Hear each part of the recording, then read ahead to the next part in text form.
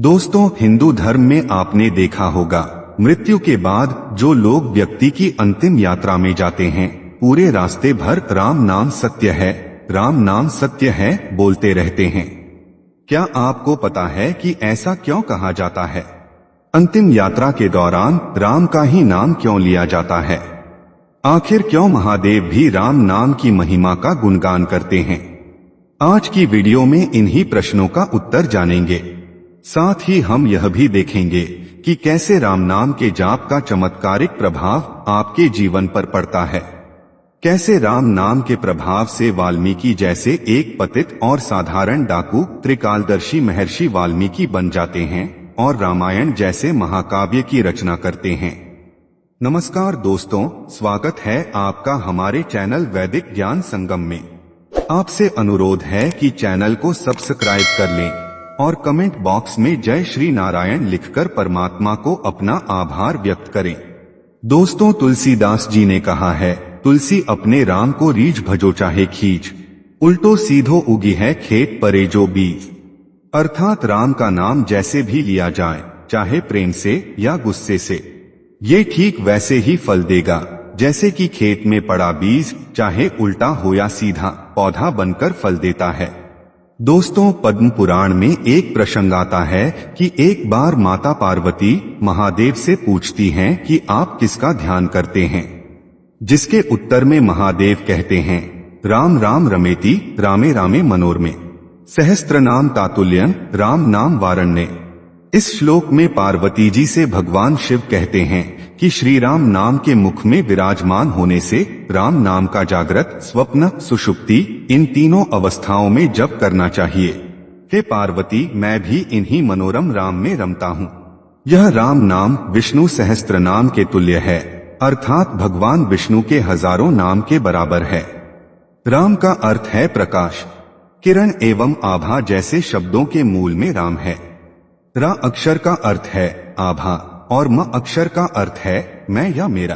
तो राम शब्द का अर्थ हुआ मेरे भीतर का प्रकाश अथवा मेरे हृदय में प्रकाश।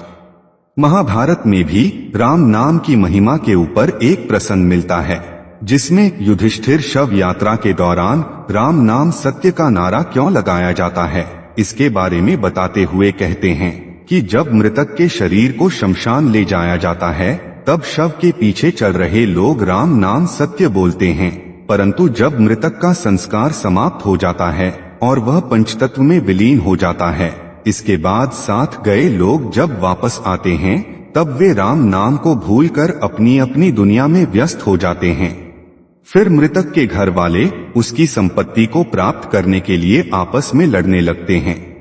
इसके आगे युधिष्ठिर कहते हैं कि हर मनुष्य अपने जीवन में कभी न कभी किसी न किसी की शव यात्रा में अवश्य जाता है और राम नाम सत्य है का नारा लगाता ही है, परंतु शमशान घाट के बाहर आते ही वह इस सत्य को भूल कैसे जाता है? मनुष्य इतनी बड़ी सच्चाई को प्रत्यक्ष देखकर भी स्वीकार क्यों नहीं करता? इस बात से बढ़कर इस दुनिया में आश्चर्य क्या हो सकता है?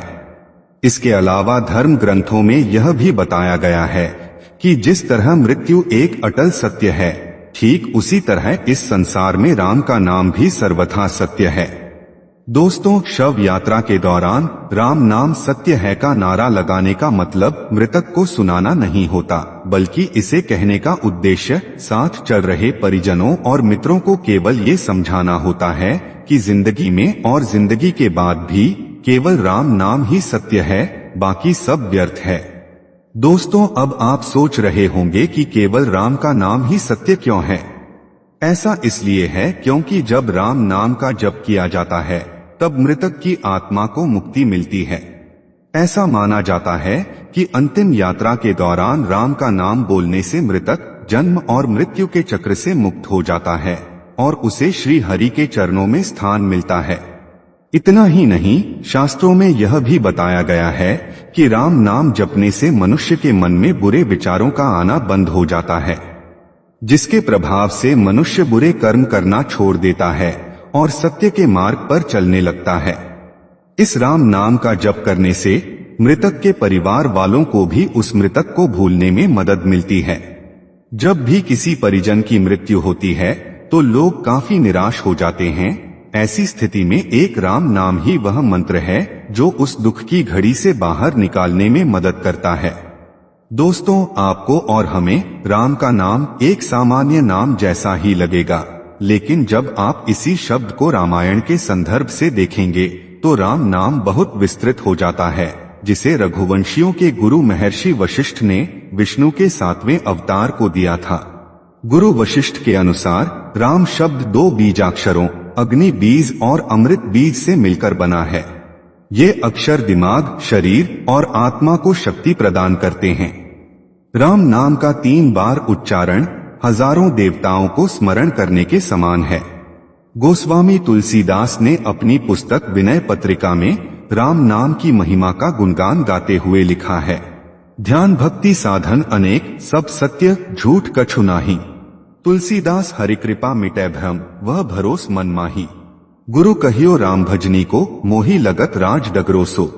अर्थात ज्ञान भक्ति आदि साधन उपलब्ध तो हैं, परंतु इनके होते हुए भी अविद्या का नाश केवल हरिकृपा से ही होता है।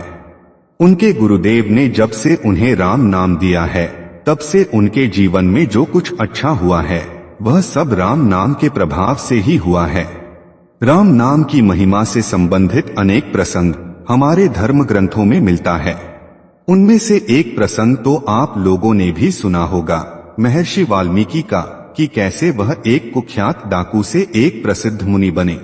दोस्तों, पुराणों के अनुसार महर्षि वाल्मीकि का जन्म नागा प्रजाति में हुआ था। ऋषि बनने से पूर्व वे एक कुख्यात डाकू थे, उनका नाम रत्नाकर था। मनुस्मृति के अनुसार वे प्रचेता, वशिष्ठ, नारद, पुलस्त्य आदि के भाई थे।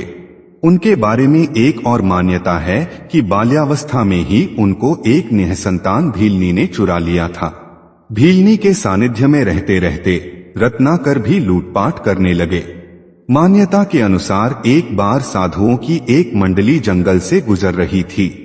रत्नाकर अर्थात वाल्मीकि जी ने साधुओं को लूटने का प्रयास किया और वह साधुओं की जान लेने के लिए भी तत्पर थे, लेकिन तेजस्वी साधुओं के प्रभाव में आने के बाद उनमें बदलाव आया और अपने कर्मों के लिए माफी मांगकर साधुओं से अपने उद्धार के लिए मार्ग बताने का आग्रह किया। साधुओं ने उन्हें तमसा नदी के तट पर राम नाम जप करने को कहा। दोस्तों, केवल राम नाम के जप से ही उनके जीवन में ऐसा प्रभाव पड़ा कि वे त्रिकालदर्शी हो गए और श्री राम के जन्म से पहले ही उन्होंने 24,000 श्लोकों में रामायण की रचना कर दी। दोस्तों, उम्मीद करता हूँ कि आपको समझ आया होगा कि कैसे राम का नाम आपको भवसागर से पार करा सकता है। अगर ये बातें आपको समझ आई हो तो वीडियो को लाइक करें और अपने बंधु बांधवों को शेयर करें, और ऐसे ही वीडियोस को देखने के लिए हमारे चैनल वैदिक ज्ञान संगम को सब्सक्राइब करें। सर्वे शुभम भवतु। आइए मिलते हैं अगली वीडियो में।